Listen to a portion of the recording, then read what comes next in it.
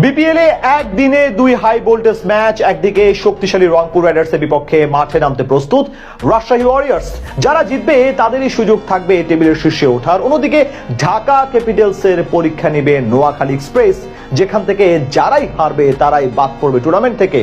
দুই high voltage ম্যাচে 4 দলের শক্তিমত্তা ও দুর্বলতা নিয়ে বিস্তারিত এই রিপোর্টে।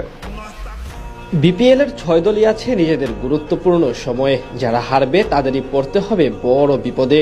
তাই সবগুলো ফ্র্যাঞ্চাইজির জন্য এখন প্রতিটি ম্যাচ জেতা বেশ তাৎপর্যপূর্ণ। বিশেষ করে নোয়াখালী এক্সপ্রেস এবং ঢাকা ক্যাপিটালসের জন্য সবচেয়ে গুরুত্বপূর্ণ লড়াই অপেক্ষা করছে রবিবার রাতে। আসর শুরুর আগে বেশ আলোচনা থাকলেও মাঠের খেলায় তেমন প্রভাব ফেলতে পারেনি এই দুই ফ্র্যাঞ্চাইজি। ঢাকা এবং নোয়াখালী উভয় দল নিজেদের ভক্তদের হতাশ করেছে। তবে আসলে টিকে থাকতে হলে দুই দলের জন্যই এই ম্যাচ সমান গুরুত্বপূর্ণ।